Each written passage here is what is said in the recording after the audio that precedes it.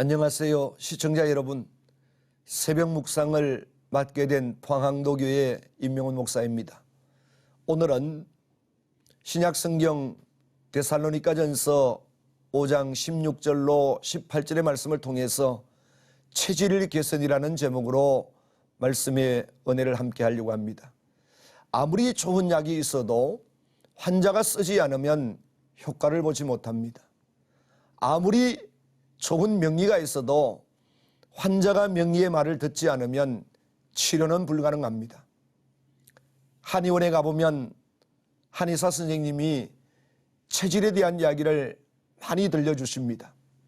어떤 사람은 날 때부터 체질이 강한 사람이었고 어떤 사람은 날 때부터 약한 사람이 있다고 합니다. 태음인이 있고 태양인이 있고 소음인이 있고 소양인이 있다고 합니다. 그래서 잡수시는 음식 중에도 이런 체질에 따라서 이런 것을 피해야 되는 사람이 있는가 하면 이런 것이 아주 몸에 좋은 사람이 있습니다. 그래서 처방 하나하나를 잘 내려주십니다. 체질이 강한 사람은 웬만한 질병의 공격에도 바이러스의 공격에도 끄떡없습니다. 면역성이 강하기 때문에. 그러나 체질이 약한 사람은 찬바람만 솔솔 불어도 콜록콜록거린다고 합니다. 오늘 데살로니가전서 본문 5장 16절로 18절의 말씀을 보니까 바울은 믿음의 사람도 이런 영적 체질을 아주 튼튼히 가져야 된다고 했습니다. 그 첫 번째가 기쁨의 체질입니다. 어떤 상황 가운데서도 바울은 감옥에 갇혀 있으면서도 내 형제들아 주 안에서 기뻐하라. 옥중 서신인 빌립보서 4장 4절 말씀에서도 주 안에서 항상 기뻐하라. 내가 다시 말하노니 기뻐하라. 기쁨의 체질을 가지신 분들은 똑같은 세상을 살아도 훨씬 더 다른 사람들보다도 행복하게 살고 즐겁게 살아갑니다. 매 순간순간 생산적이고 창조적입니다. 재치가 있고 유머가 있고 상대방에게 엔돌핀을 팍팍 불어넣어 주십니다.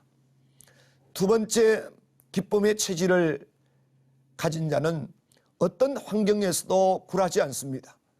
하박국서 3장 17절에서 19절 말씀을 보면 비록 무화과 나무가 무성치 못하며 포도나무에 열매가 없으며 감람나무에 소출이 없으며 밭에 식물이 없으며 우리의 양이 없으며 외양간에 소가 없을지라도, 이 본문을 보면 없으며 없을지라도 당연히 있어야 됨에도 불구하고 이것들이 없어도 나는 여호와로 인하여 즐거워하며 나의 구원의 하나님을 인하여 기뻐하리로다 했습니다.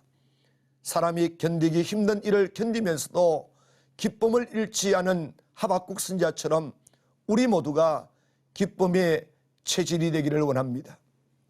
우리 속담에도 이런 말이 있습니다. 위를 쳐다보고 살면 하루도 못 살지만 아래로 내려다보고 살면 나보다 못한 사람들이 너무 많이 있다는 사실에 우리는 용기와 힘을 얻어야 된다고 했습니다. 이 세상에 가장 행복한 사람은 자기가 가진 것에 만족하며 살아가는 사람들입니다. 셋째로, 기쁨의 체질은 실패해서도 다시 일어서게 되어집니다.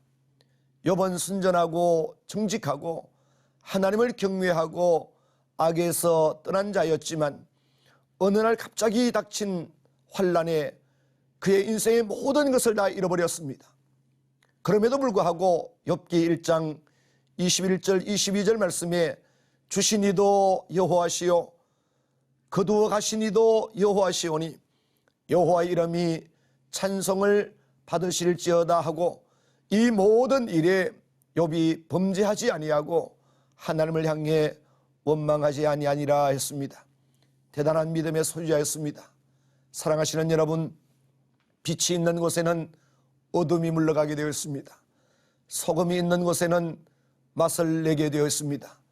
예수님도 마태복음 3장 17절에 이는 내 사랑하는 아들이요 내 기뻐하는 자라. 하나님의 기쁨이 되신 주님을 닮아서 우리도 이 세상을 살아가면서 기쁨으로 한 세상을 반드시 꼭 살아가야 될 줄로 믿습니다. 시편 103편 14절에 하나님은 우리의 체질을 아시며 그랬습니다. 슬픔의 체질이 기쁨의 체질로 바꾸어져야 됩니다. 불평의 체질이 감사의 체질로 바꾸어져야 됩니다. 할 수 없다는 체질이 할 수 있다는 체질로 바꾸어져야 됩니다. 그래야만이 인생이 확 달라집니다. 말씀의 결론을 드립니다. 곡식도 서리가 내리지 않으면 알곡이 될 수 없고 사람도 시련 없이는 큰 인물이 될 수 없듯이 체질이 바뀌면 우리의 육도 영도 건강하게 살아가게 될 줄로 믿습니다. 지금까지 새벽 묵상 임명훈 목사였습니다. 감사합니다.